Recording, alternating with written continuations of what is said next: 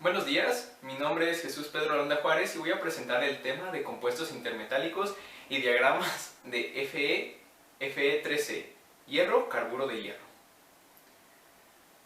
Un compuesto intermetálico es la combinación que resulta de mezclas homogéneas de dos o más metales fundidos.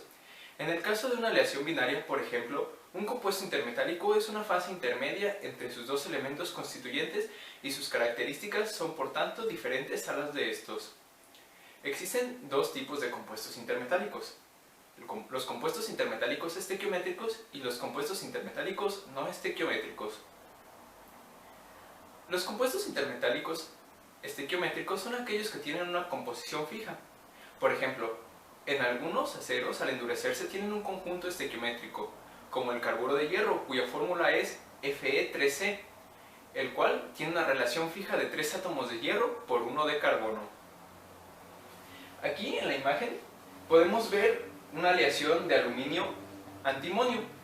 Si nos fijamos en la línea vertical, esta quiere decir que es un compuesto estequiométrico porque siempre mantiene su composición. Los compuestos intermetálicos no estequiométricos pueden tener todo rango de composiciones, el cual puede presentarse entre 0.1 y 99.9%, y a veces se conocen como soluciones sólidas intermedias. Aquí tenemos el diagrama molibdeno-rodio, el cual tiene un compuesto intermetálico gamma más beta. En la parte de aquí, si se fijan, es un porcentaje entre el cual aparece nuestro compuesto intermetálico no estequiométrico, no es simplemente una línea vertical.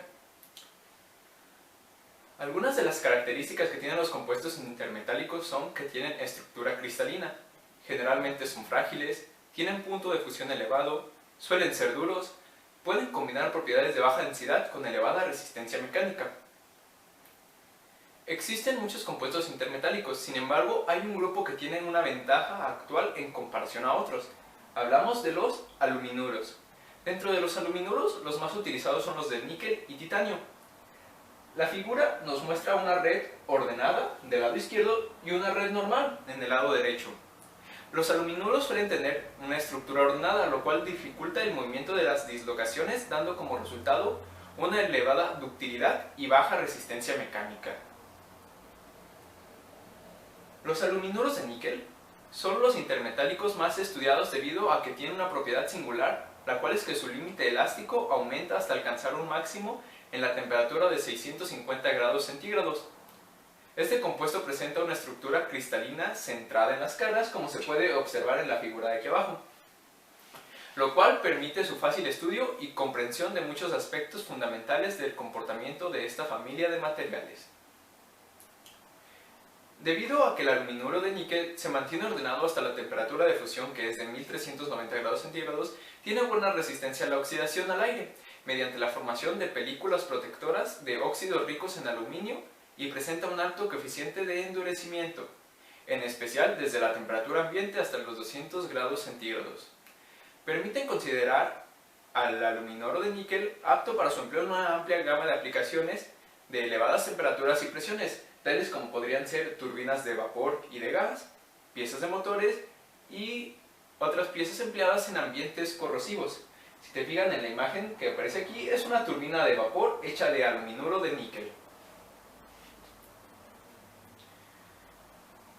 Aluminuros de titanio.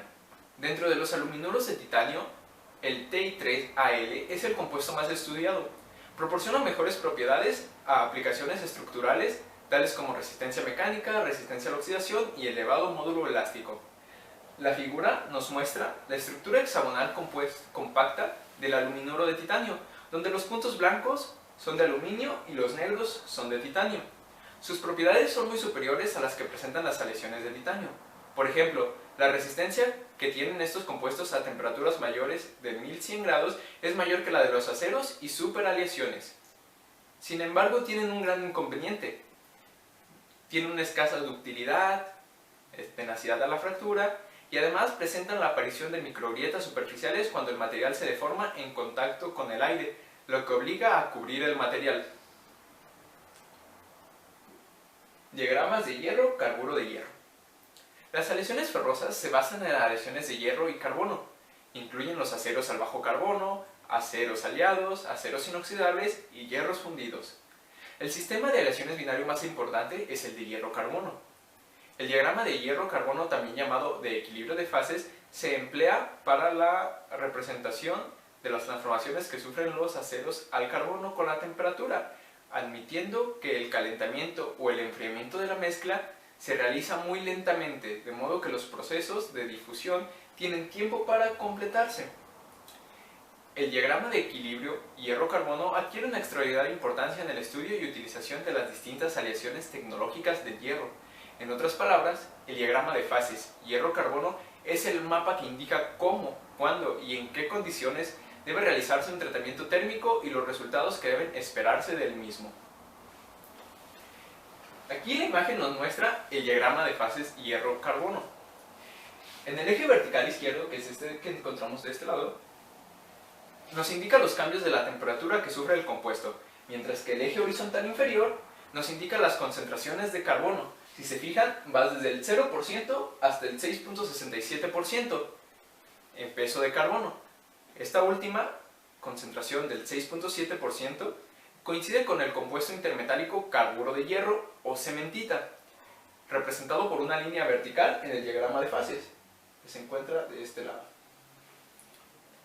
Prácticamente todos los aceros y fundiciones tienen porcentajes de carbono inferiores a 6.7%, por lo tanto solo se considera la parte rica en hierro del sistema hierro-carburo de hierro. Las aleaciones hierro-carbono pertenecen al tipo de aleaciones que forman una composición química.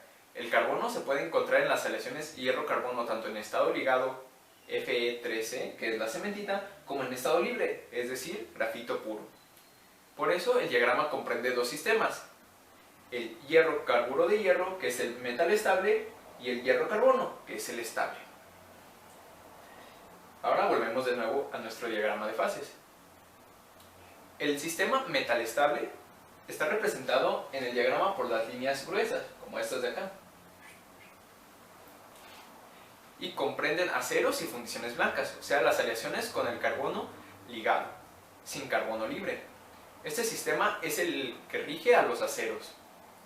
Ahora, el sistema metal estable se representa por las líneas punteadas que podemos observar en estas partes. Este sistema expone el esquema de formación de las estructuras en las fundiciones grises y atruchaduras, donde el carbono se encuentra total o parcialmente en estado libre, es decir, grafito. Este sistema de equilibrio es el que rige a las fundiciones, pues en ellas el contenido de carbono es muy elevado, por lo que forma grafito más fácilmente. Fases de equilibrio. La primera fase que encontramos es la de hierro alfa o ferrita. El hierro ordinario se cristaliza en el sistema cúbico centrado en el cuerpo. Es un material dúctil y maleable responsable de la buena forjabilidad de las aleaciones en bajo contenido de carbono y es ferromagnética hasta los 770 grados centígrados. Si se fijan, la ferrita la podemos encontrar en esta parte, donde el porcentaje de carbono es relativamente bajo. La ferrita puede disolver pequeñas cantidades de carbono. Su solubilidad máxima es de 0.025% en peso. Aunque presente en bajas concentraciones de carbono, ejerce una gran influencia en las propiedades mecánicas de la ferrita. Cuando el hierro se cristaliza en un sistema cúbico centrado en las caras, recibe el nombre de hierro gamma o austenita. La austenita tiene mayor solubilidad en estado sólido para el carbono que la ferrita. La máxima solubilidad en estado sólido del carbono en la austenita es del 2% a 1130 grados centígrados. Dada su mayor compacidad, la austenita se deforma con mayor facilidad y es paramagnética. ¿Se fijan? La austenita abarca un poco más del porcentaje de carbono y requiere una temperatura más elevada. Se encuentra por esta parte. Algo que caracteriza a la austenita es que tiene resistencia al desgaste, siendo el constituyente más denso de los aceros. Cuando el hierro alcanza una temperatura entre 1400 y 1538 grados centígrados, se cristaliza de nuevo en un sistema cúbico centrado en el cuerpo, recibiendo la denominación de hierro delta, que en esencia es el mismo hierro alfa, pero con parámetros de red mayor por efectos de la temperatura. Fijan, el hierro alfa se encuentra hasta la parte de acá, superando los 1300 grados centígrados.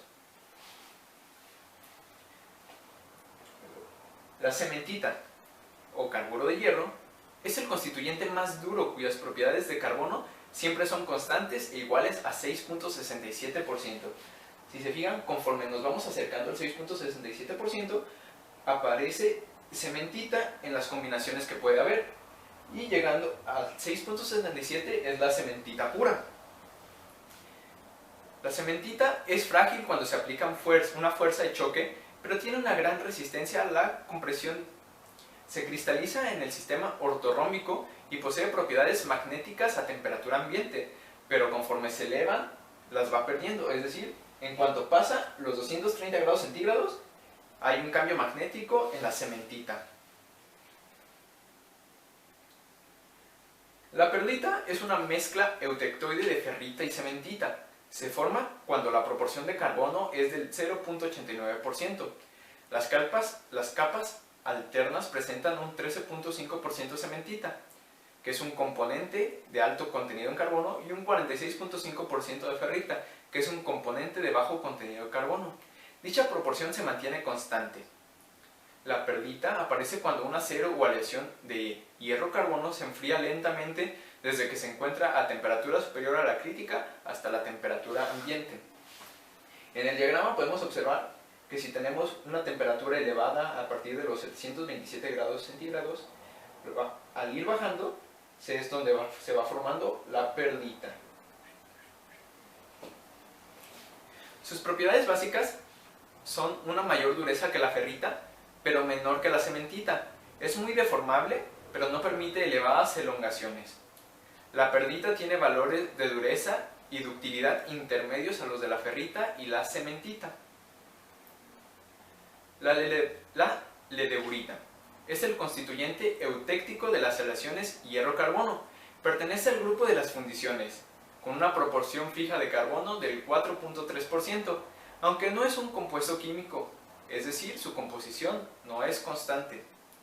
La encontramos en temperaturas inferiores o iguales a 1130 grados centígrados hasta un mínimo de 723 grados centígrados. Si se fijan, en la parte de aquí es donde tenemos la ledeburita. Está formada por un 45% de austenita con un 2% de carbono aproximadamente y un 52% de cementita.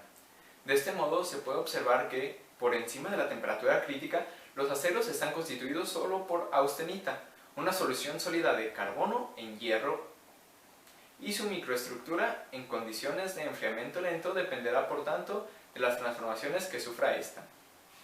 Ahora, puntos y líneas notables en el diagrama hierro-carburo de hierro. Primer punto es el punto C. Si fijan, se encuentra aquí en 1148 grados centígrados con una composición de 4.3% de carbono. Es el punto eutéctico, marca el límite entre la forma de líquido y la ledeburita. Por encima de estas condiciones tendremos líquido. Si se deja que llegue al equilibrio, es decir, a 1148 grados centígrados, se obtendrá ledeburita. Luego tenemos el punto P, que es aquí a 727 grados centígrados, con una composición del 0.89% de carbono.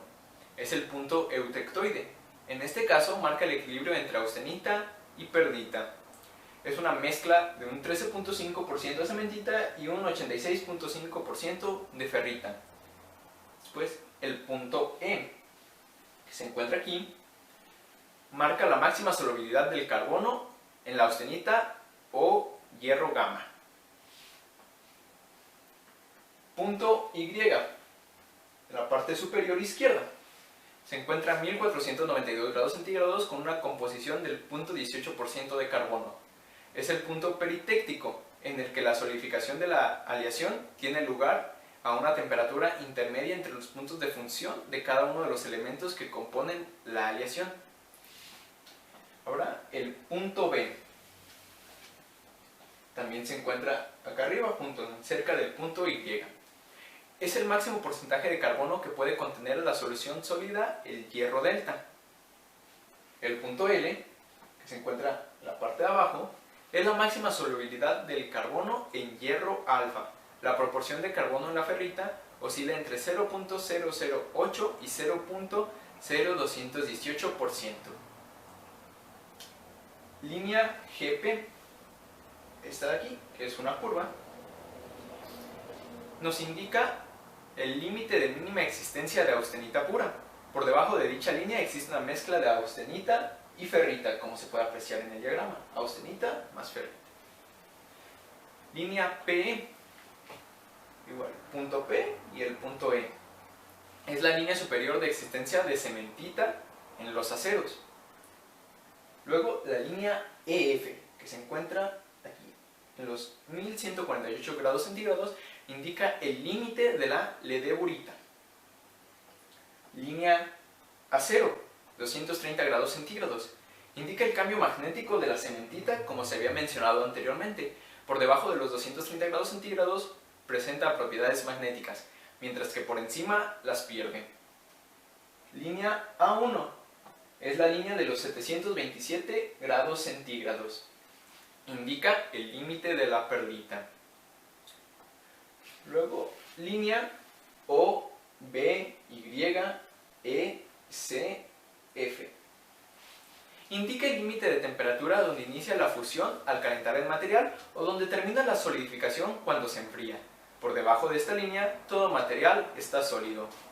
Luego, la línea O, Z, que la Z se encuentra arribita de la Y, en este punto de aquí.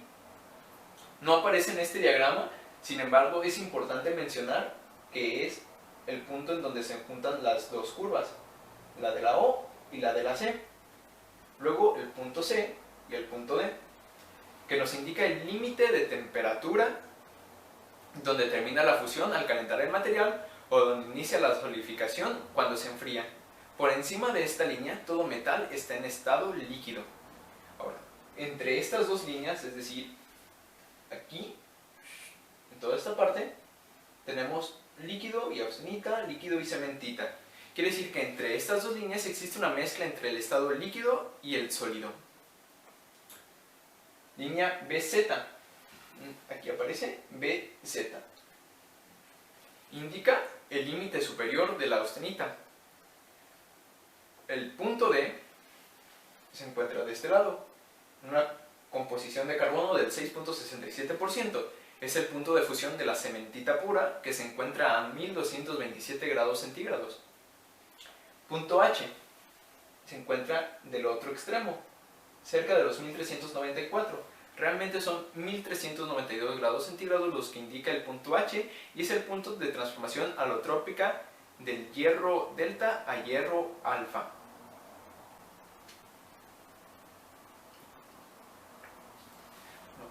Muchas gracias por su atención, eso es todo.